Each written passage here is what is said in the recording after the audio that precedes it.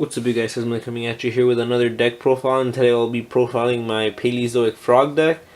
The reason I like to play this deck is because it is pretty fun. The deck allows, it's a deck that moves pretty quickly, meaning like you don't have to take too long to think about your plays, and it's like more of a control deck. It's totally awesome in a lot of set traps. It's a deck that you don't necessarily need to think too much to play. It's just, you know what to do with the cards you have, and instantaneously, like, okay, I can do this with this card, that with this card, and it doesn't necessarily need that. It doesn't have that high of a learning curve, but it is a very powerful deck.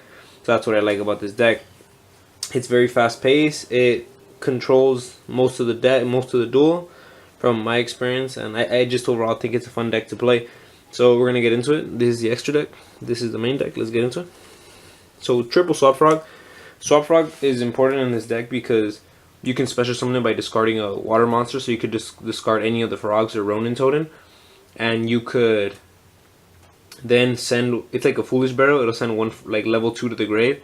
So what you'll mostly do is, if you have a water in hand, for example, let's say you have a Dupe Frog, you special summon it, send the Dupe Frog to the grave, effect to send Ronin Totin, then you get Ronin Totin to banish the Dupe Frog, special summon Ronin Totin, then you have a Totally Awesome. So to make Totally Awesome going like first turn, all you really need is him and any frog. So 3 Swap Frog, really important.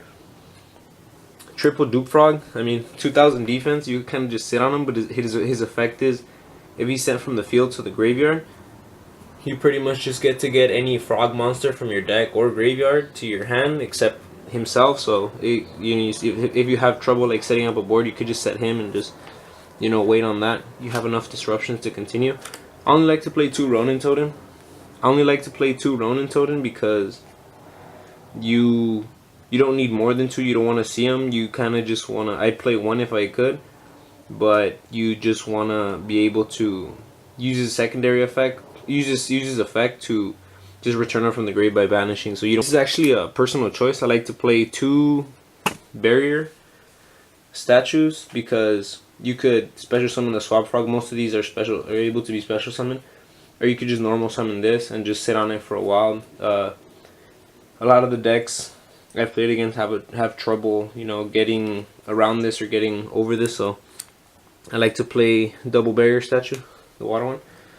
Double kaiju, I like to main deck them because, first of all, if it's water, so you can use it off Swap Frog, and secondary, it's Gamma Seal is the most, like, the one you could beat over the easiest. So double Gamma Seal, and pretty much getting over problematic boss monsters is always important.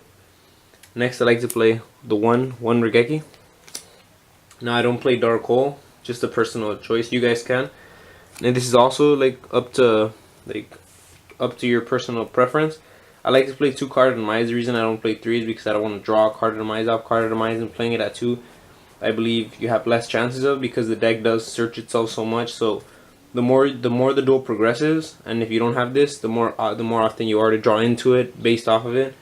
Or so I like to play 2 because you can, going first or going second, you could just set your field, activate, draw 3, and even if you draw 3 Paleos, you could send them to the grave to get the Paleos on that you have face down going. Plus, so double Cartomize. A triple Candida because it's basically a Book of Moon.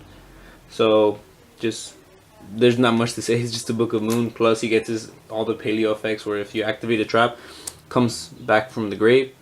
Next, I like to play Dynamiscus. Dynamiscus is a banisher. You discard.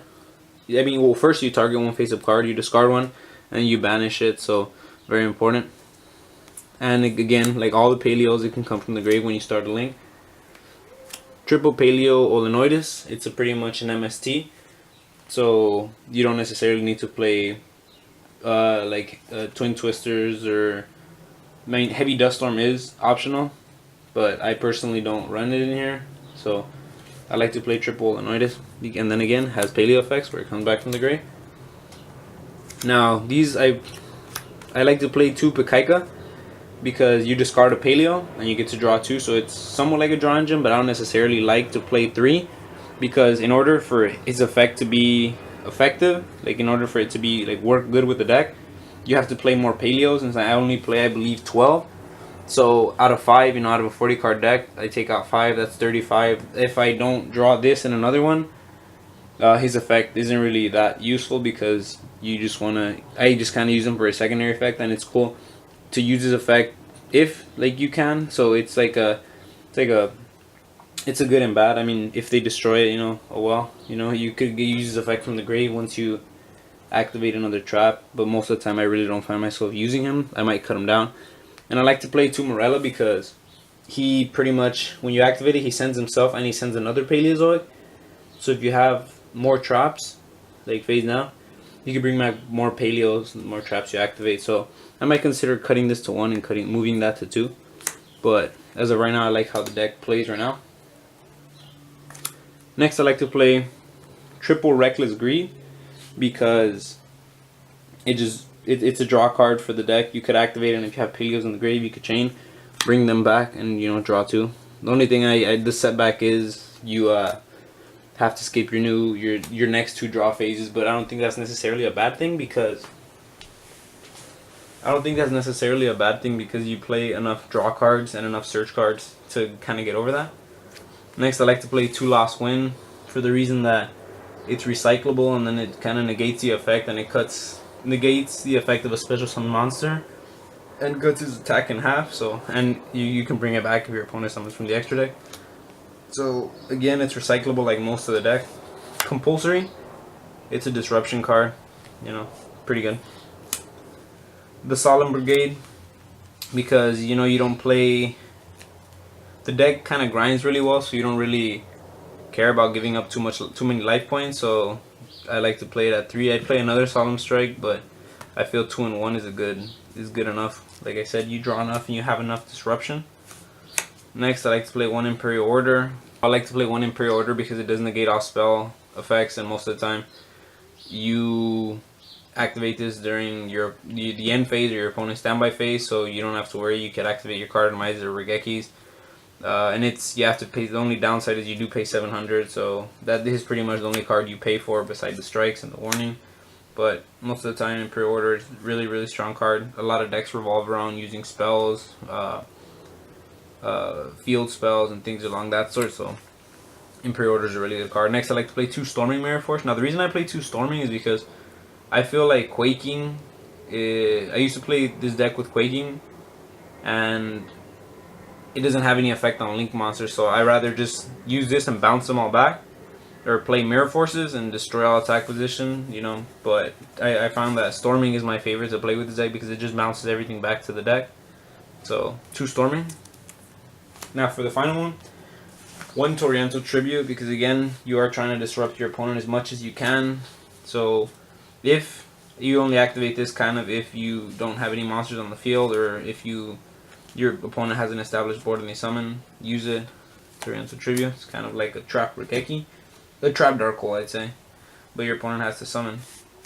Next, 2 Mist Star Boy, because this deck became much more powerful when this guy got released. I mean, he recycles any water monster when he's sent to the grave. Plus, you know, he gives totally awesome 500 attack point boost. So, Mist Star Boy. Really good card. I only like to play him at 2. Triple Totally Awesome because this is the monster you're trying to make often. He's the one he's your main guy. Like this would be the ace monster for this deck, so you have to play 3 of them. So I like to play 2 Paleozoic Minya because he searches your Paleozoic cards and lets you activate them from hand. So since I only play 12, I often kind of don't go into him, but I do like that I have the option to go into him, and he's actually a really good card because the Pacaya, it lets you use like it from hand, so it's pretty much like a kind of like a Pot of Greed.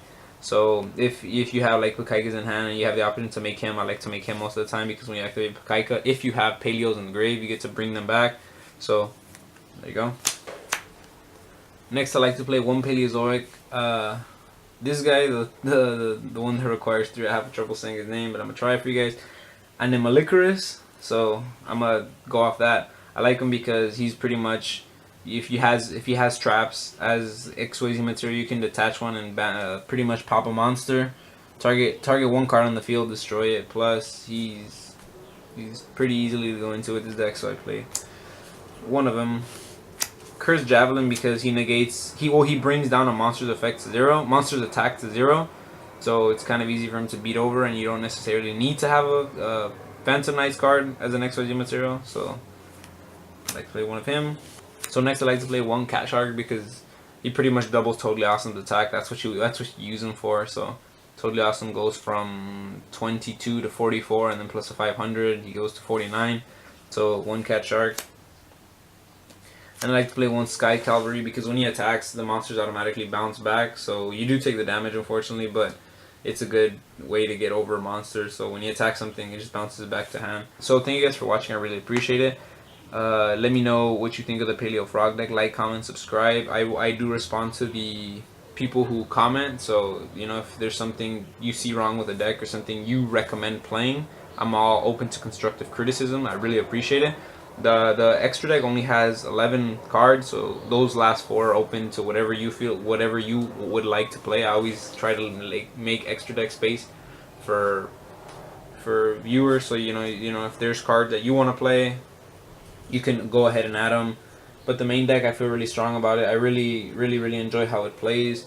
Most of the time, I do find myself going into Totally Awesome first turn. I mean, he's not an automatic win condition, but it's a way to control the duel. Plus, Totally Awesome, you know, standby phase effect, bring a frog, and you don't have to necessarily tribute him. You tribute the frog you brought back with his effect. So I really like this deck. I really like how it plays. I like the artwork. I like the idea. I like the paleo like archetype. So it's one of my personal favorite decks to play. I'd recommend you guys give it a try. It's pretty inexpensive. You can change the card demise for any card you want, and the deck is pretty much inexpensive to make. You can make this deck for under, I'd say, like 80 bucks if you stake to the low rarity, and it's a pretty strong deck to play. It's fun, disrupts your opponent a lot, so you pretty much are you try to stay in control of the duel with this deck. So thank you guys for watching. I really appreciate it. There will be more videos coming soon. I'm actually recording some right now. So thank you guys for watching. Sesma is out.